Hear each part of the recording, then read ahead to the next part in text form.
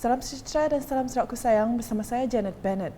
Berita malam dimulakan mengenai lawatan rasmi isteri kepada Yang di-Pertua Negeri Sabah, Tuan Puan Datuk Seri Panglima Nurlidah Tan Sri Datuk RM Jasni selama 3 hari ke Sarawak. Pesawat khas yang membawa Tuan Puan Nurlidah serta rombongan selamat tiba di lapangan terbang antarabangsa Kuching LTAK pada Rabu dan disambut oleh isteri Premier Sarawak Datin Patinggi Puan Sri Datuk Ahmad Jumaani Tun Tuanku Bujang. Rombongan tersebut turut disertai isteri kepada Ketua Menteri Sabah Datin Seri Panglima Juliah Salak dan isteri Speaker Dewan Undangan Negeri Dun Sabah Datin Noraini Saleh. Pada sebelah petang, Tuan Puan Nurlidah serta rombongan berkenan melawat Galeri Songket dan keringkam di Jalan Masjid Kuching.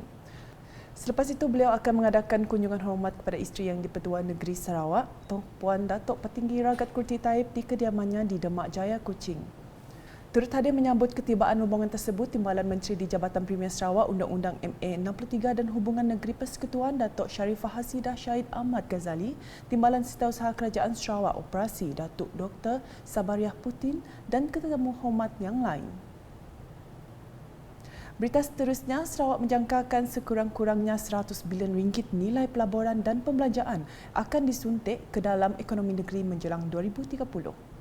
Premier Sarawak Datuk Patinggi Tan Sri Dr. Abang Abdul Rahman Zohari Tun Datuk Abang Openg berkata dengan bajet kerajaan Sarawak 10 bilion ringgit setahun dan pelaburan asing dalam pengeluaran hidrogen oleh Samsung dan Sumitomo, 2 loji pengasingan gas masam di Bintulu serta pelaksanaan projek berjumlah 40 bilion ringgit oleh Sarawak Energy adalah penting untuk suntikan modal ke dalam ekonomi negeri. Beliau berkata sejajar dengan kemajuan besar ke arah sebuah negara yang progresif, terdapat aliran projek mega bandar yang berterusan yang akan menyaksikan tren menaik dalam permintaan untuk pembangunan infrastruktur kediaman dan komersial berskala besar yang semuanya memerlukan arkitek yang hebat. Beliau berkata demikian dalam teks ucapan yang dibaca oleh Menteri Pendidikan, Inovasi dan Pembangunan Bakat Sarawak Datuk Roland Sagahwiin di Majlis Perasmian 33rd Agricultural Student Workshop Makara pada Isnin.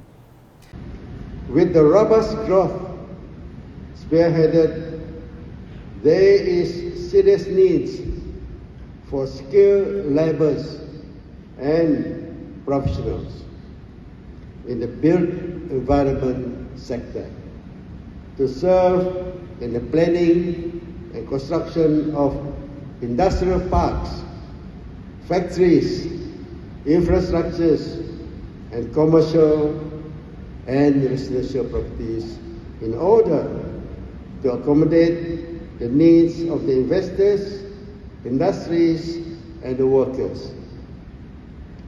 With the strong prospect of the state's and national economy, I certainly believe that our community of architects is going to have a bright future. Dalam pada itu, Datuk Patinggi Tan Sri Abang Zohari berkata, bengkel pelajar seni bina memainkan peranan penting dalam mewujudkan pengalaman unik dan mengasyikkan bagi pelajar seni bina yang melangkaui batasan bilik darjah konvensional. Malah beliau percaya bengkel itu penting dalam mewujudkan pelajar seni bina serba boleh yang akan bersedia untuk menghadapi dan bertahan dalam dunia seni bina yang mencabar pada hari ini.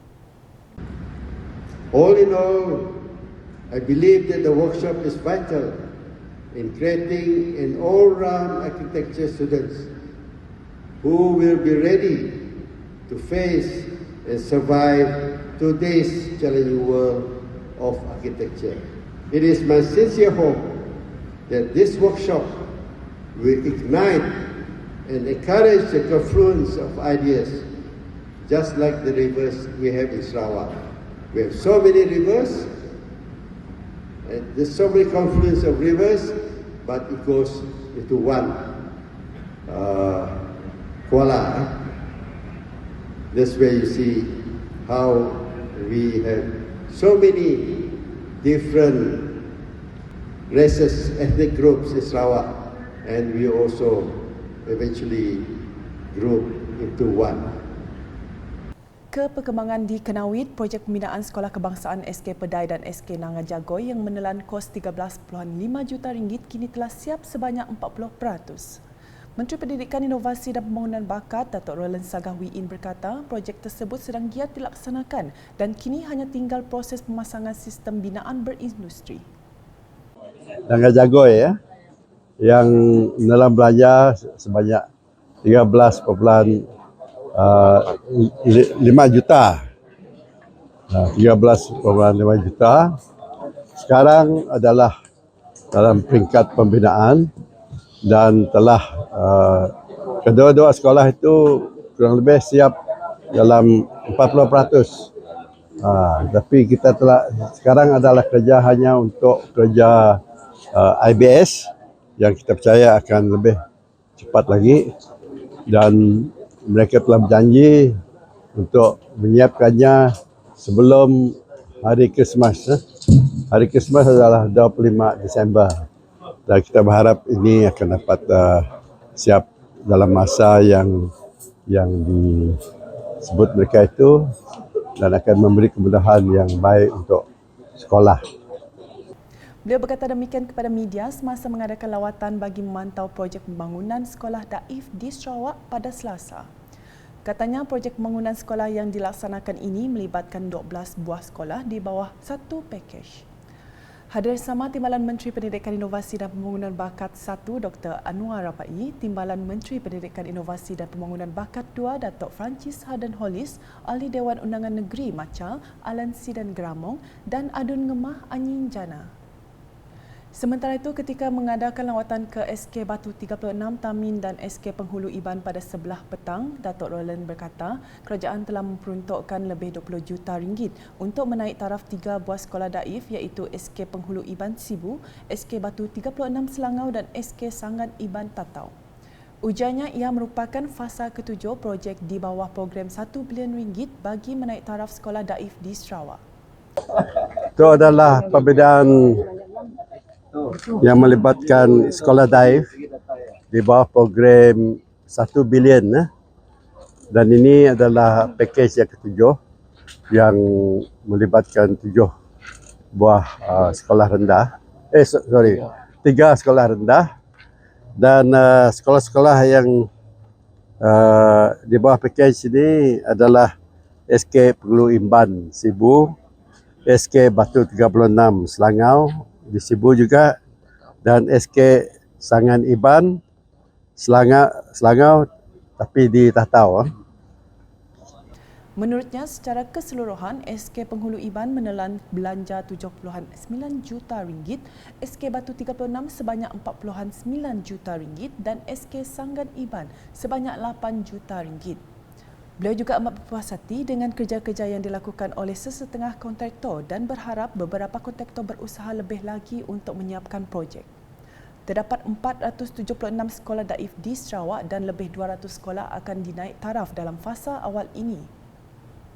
Beralih dengan paparan di Sebuyau, Kerajaan Sarawak serta Kerajaan Persekutuan telah menyalurkan bantuan kepada keluarga mangsa kebakaran di Pekan Sebuyau pada 6 Ogos lepas. Penyerahan bantuan tersebut yang disalurkan melalui Jabatan Kebajikan Masyarakat Sarawak telah disempurnakan oleh Menteri Utiliti dan Telekomunikasi Sarawak merangkap Ahli Dewan Undangan Negeri Sebuyau, Datuk Julahi Narawi di Dewan Pembangunan Sebuyau baru-baru ini. Datuk Julahi berkata bantuan tersebut adalah untuk meringankan beban mangsa yang terjejas akibat musibah tersebut. Kita berusaha untuk membantu terutama sekali peniaga-peniaga untuk memulihkan perniagaan masing-masingnya. Jadi 8 orang daripada 9 mereka tadi perlu dibantu supaya memulihkan perniagaan masing-masing. Manakala seorang hanya tinggal di kedai tersebut, kita juga bagi bantuan yang sama. Difahamkan bantuan berjumlah RM2,700 di bawah tabung bantuan segera telah disalurkan kepada 9 mangsa dengan setiap orang menerima wang tunai sebanyak RM300. Selain itu, 8 mangsa turut menerima bantuan pemulihan perniagaan kecil bernilai RM6,000 seorang manakala seorang mangsa, Tian Bong Hiang, telah menerima bantuan bahan binaan sebanyak RM2,150. Bantuan bencana yang disalurkan merupakan peruntukan Kerajaan Sarawak, manakala tabung bantuan segera pula ialah daripada Kerajaan Persekutuan. Sementara itu, Ketua Masyarakat dan Ketua Kaum Kawasan Iban Seboya yang diwakili Penghulu Agu Kaleng turut menyampaikan bantuan ikhlas kepada Penghulu Lau King Seng bagi mewakili mangsa. Selanjutnya, Menteri Pelancongan Industri Kreatif dan Seni Persembahan Datuk Seri Abdul Karim Rahman Hamzah menerima kunjungan hormat daripada Jawatan Kuasa Acara Perniagaan MIRI MBEC di Bangunan Batu Makmur 2 di Kuching pada Rabu. Datuk Seri Abdul Karim ketika ditemui memberitahu antara yang dibincangkan dalam pertemuan itu adalah mengenai acara perniagaan yang boleh dilakukan di MIRI yang mempunyai banyak potensi. Jelasnya lagi, MIRI mempunyai banyak potensi dari segi produk pelancongan termasuk produk berkaitan dengan acara perniagaan. Sebagai satu bandaraya yang cantik, mempunyai bukit bukau, mempunyai laut di tempat tersebut dan selain daripada itu mempunyai produk-produk pelancongan yang begitu banyak sekali, guania, mulu dan sebagainya berdekatan. Dan selain daripada itu bersebelahan dengan negara Brunei Darussalam. Jadi tempat itu kalau diangkatkan yang mempunyai potensi yang cukup banyak sekali, terutama sekali berkenaan dengan oil and gas. Kalau nak diadakan convention berkenaan dengan minyak dan gas dan selain daripada itu berkenaan dengan pendidikan, ekoturism dan sebagainya, heritage, memang adalah satu bandaraya yang cukup menarik sekali diadakan seminar ataupun convention berkenaan dengan perkara ini. Ya.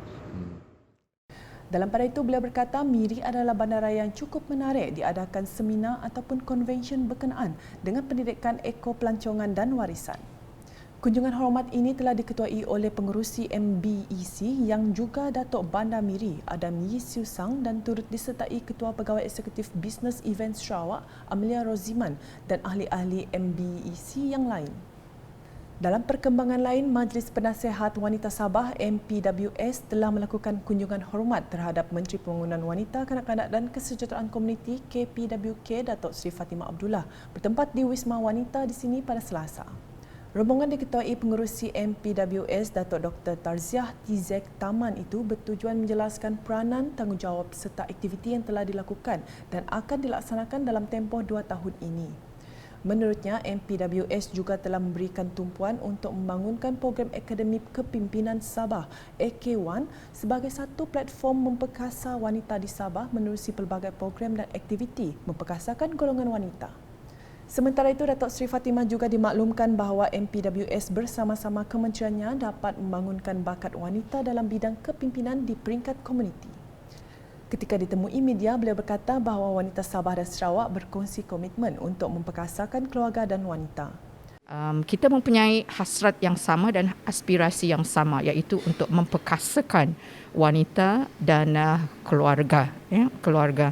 So oleh kerana kita ini jiran dan juga kita mempunyai misi, visi dan objektif yang sama, jadi itu akan mengeratkan kita dari segi hubungan antara satu sama lain dan mudah-mudahan kunjungan hormat hari ini akan diikuti dengan kunjungan yang lain sama ada daripada kami ataupun daripada kumpulan lain daripada Sabah.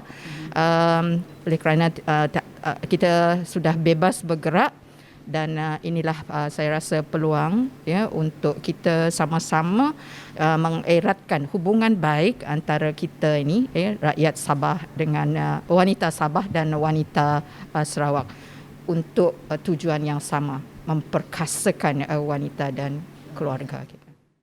Mengulas lanjut, Datuk Seri Fatimah turut kagum dengan sokongan terhadap kerjasama dan modul latihan yang diwujudkan bagi melahirkan lebih ramai pemimpin wanita di komuniti tempatan. Masih dengan perkembangan di Kuching, ketiadaan bekalan air bersih dan terawat yang sedang dihadapi penduduk Kampung Trombol dan Kampung Nyabut bakal berakhir dengan pelaksanaan projek bekalan air luar bandar BALB, Sistem Retikulasi Zon 1 bagi kedua kampung berkenaan. Timbalan Menteri Utiliti dan Telekomunikasi 2, Datuk Dr. Abdul Rahman Junaidi berkata, kos pelaksanaan projek yang bernilai sekitar RM47 juta ini melibatkan kerja-kerja pemasangan paip retikulasi sepanjang 11.2 km yang bakal menyelesaikan isu bekalan air di kawasan tersebut. Ujarnya ini sekaligus merapatkan jurang perbezaan di antara penduduk luar dan dalam bandar agar bersama-sama menikmati kemudahan utiliti asas ini. Kita bersyukur kerana dengan adanya program tu yang bakal dilaksanakan dah pun bermula pada akhir Jun yang lepas, sebulan yang lalu, akan terus dilaksanakan. Dari maklumat yang disampaikan oleh Insinyur Lau tadi, bahawa projek tu akan dilaksanakan dalam tempoh 44 minggu. 44 minggu. Correct. 44 minggu ataupun hampir lebih kurang hampir setahun lah, setahun ataupun 11 bulan. Maknanya bermula pada bulan Julai, jadi kita hitunglah 11 bulan pula sampai bulan Mei ataupun bulan Jun tahun depan. Jadi ia melibatkan pemasangan paip berbagai saiz.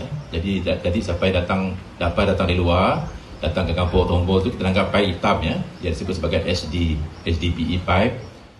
Beliau berkata demikian dalam Majlis Pelancaran Projek Bekal Air Luar Bandar BALB Sistem Retikulasi Zon 1 bahagian Kuching Negeri Sarawak, Kampung Trombol dan Kampung Nyabut di pekarangan Masjid Kampung Trombol pada Rabu. Di samping itu, beliau berkata kerjasama erat di antara Kerajaan Persekutuan melalui Kementerian Pembangunan Luar Bandar KPLB dan Kerajaan Sarawak melalui Kementerian Utiliti dan Telekomunikasi Sarawak dan Jabatan Bekalan Air Luar Bandar JEBAB Sarawak sebagai agensi pelaksana dalam mengatasi masalah ini bakal memberi manfaat kepada lebih kurang 600 penduduk di kedua-dua kampung tersebut. Tambahnya, selain menyelesaikan masalah bekalan air di kawasan tersebut, projek itu juga dijangka akan melonjakkan taraf sosioekonomi masyarakat setempat dan membangkit sektor pelancongan serta memberi jaminan kualiti kehidupan yang lebih baik kepada penduduk di Kampung Trombol dan Kampung Nyabut. Dalam masa yang sama, beliau turut menyatakan Kerajaan Sarawak akan membina sebuah universiti tempatan berdekatan dengan kampung tersebut dan ini akan memberi impak kepada masyarakat di situ secara keseluruhan. Yang akan dibina oleh Kerajaan Sarawak di kampung kita tu, berdekatan dengan kampung Tombol. Ada yang baca apa nanya dengan saya, benar ke YB ada universiti nak dibuat lah. Memang saya dah berkelakar dengan Premier pun sebuah universiti yang dibina oleh Kerajaan Sarawak. Saya sebut Kerajaan Sarawak tu kerana universiti kebanyakan dibina oleh Kerajaan Persekutuan. Tapi yang dipulah di kampung Tombol ialah Kerajaan Sarawak akan dibina berdekatan dengan kampung kita. Jadi apabila institusi pengajian tinggi yang dibina macam dia, maka ia akan memberi tempias impak kepada masyarakat secara keseluruhan. Mana orang lebih ramai akan berada di kampung kita tu, terutama dalam usaha aktiviti menimba ilmu. Sekian edisi malam bersama saya Janet Bennett. Berita lebih lanjut boleh didapati di semua platform media sosial UKAS termasuk portal ukas.sarawak.gov.my dan UKAS channel di YouTube. #Menimba Fakta. Salam UKAS.